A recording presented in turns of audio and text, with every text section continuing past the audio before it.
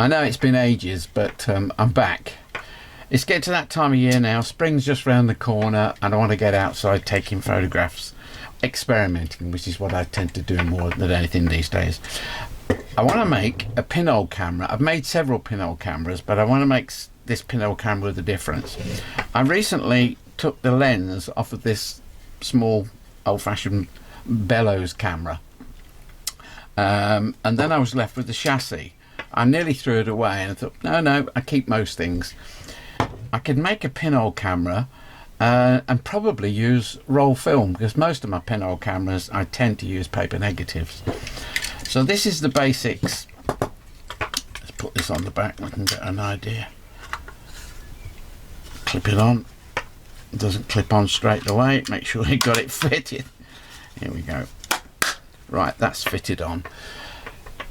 What I thought of doing is making something, as I've done several times before, so I can open and close it. Something like that. Keep it pretty tight. But now I need a means of opening and closing the aperture so I can take the photograph. I made this pinhole camera years ago. It's quite a sturdy old box. It's based on a 5/4 film placement. This is the opening and closing of the aperture on the front. Very simple to do. I've got two basic rolls either side and this unit slips in between, opening and close. Need to fix it so that it doesn't get twisted, and just place my top sections on there. Tried it, it works, it's brilliant. So that's what we're going to use now. So this is my basic idea. I always like building a prototype. You waste a lot of time building things, creating it, and then when you get to the end you suddenly think, yeah, I could have done that a lot simpler. So this is my means of exposure. I've got two parallel pieces. That's going to fit on the top there. It'll need shifting up slightly, thickness of paper, and then that's it. I can do my exposures.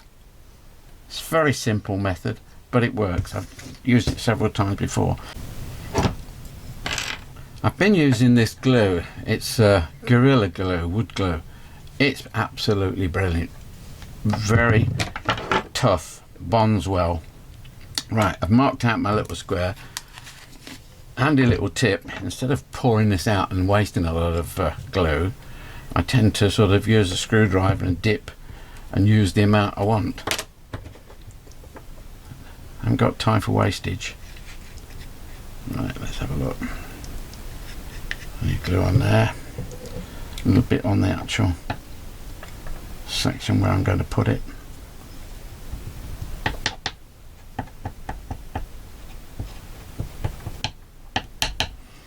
Okay, let's put that in position. Right, I'm going to take a bit off there because I don't want this to go in to my open and close unit. That should do it. That's got it nicely. Make sure they're going as straight as possible at this point.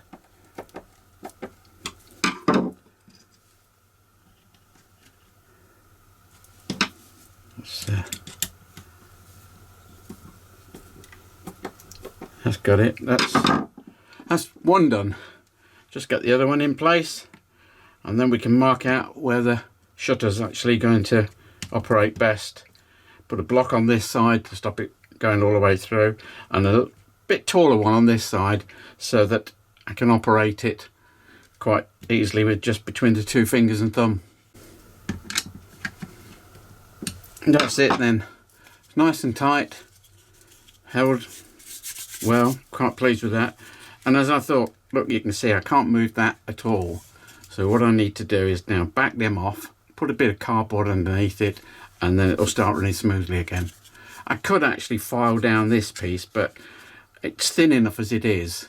So I think by just putting some little pads underneath there. I've just got the screws coming through. If you don't, you're liable to put it back off center and then you'll have more problems.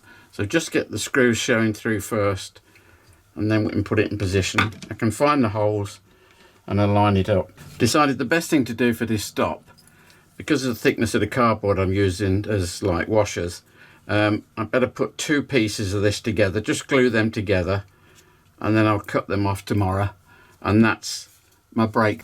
Right, now while I'm waiting for that shutter to glue and go off, I need to put this on the front of the camera. It's not going to fit perfectly well. I've decided I'm going to have a go with the wood glue. So I've roughed up the sides where the artificial leather was, and I can see the card underneath, so that's given me a good adhesion spot. I've done it on both sides. I noticed when I put it together there's quite a gap between. I don't know if you can see that. There's a bit of a gap down here, but I have a plan. I've always had a plan. Right, that's dried well overnight. That's firmly fixed now, but I've got a little bit of a problem because my sides here are just slightly raised on the camera body. When if you can see what I mean, look, there's a light leak there. I've got to get rid of that little light leak. Simplest way is probably just to use some fine card, glue it, and then fix that. It's a bit tight on that side. Let's have a look here. It's going to go in okay on there, so I'll use some thinner card on the other side. Probably other cereals are available, but yeah, that'll fit in better on that side. So I just need to cut a couple of very small strips and then glue them in, and that'll get rid of my light leak. And I've got my little bits of card put through on both sides, but I need to make sure that they're nice and firmly fixed. Everybody's got these sort of tools. It looks like a dentist, but it's not. It's from one of my clay modelling hobbies, but that's ideal. It's just a little spatula that pressing the glue down, and you can see that just gotta let that go off now. Losing my words.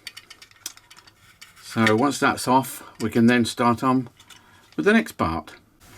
I need now to work out where I'm going to put my shutter, the actual aperture. And you can see on this side I've got that much area to play with. So if you do a perfect square, that should be about right. So if I mark this here, that's going to be my front edge. If I pull that back, there you go. So that's my front edge.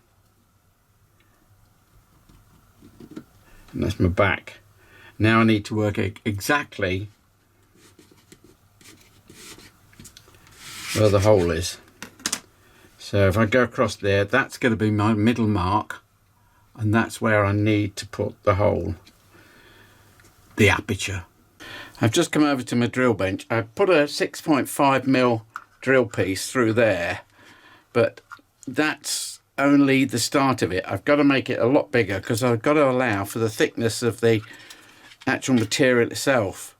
So I need to put something like 15mm drill bit through it.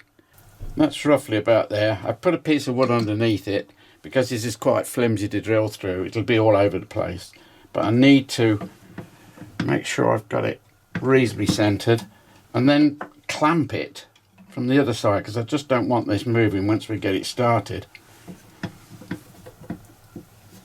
Measure several times, only cut the once. Right, same with the drill. Let's have a go.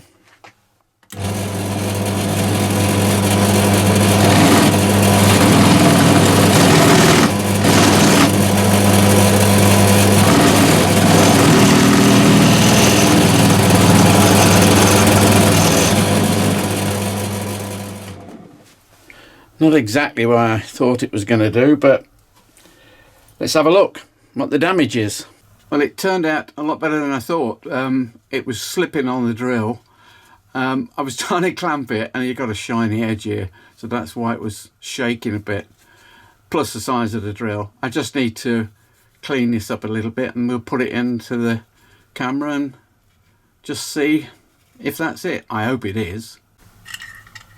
Right, it's turned out not too bad. I think that's, I'm going to sort of countersink round the edges to give it even more, but I'm quite pleased with that. It looks reasonably centered to me.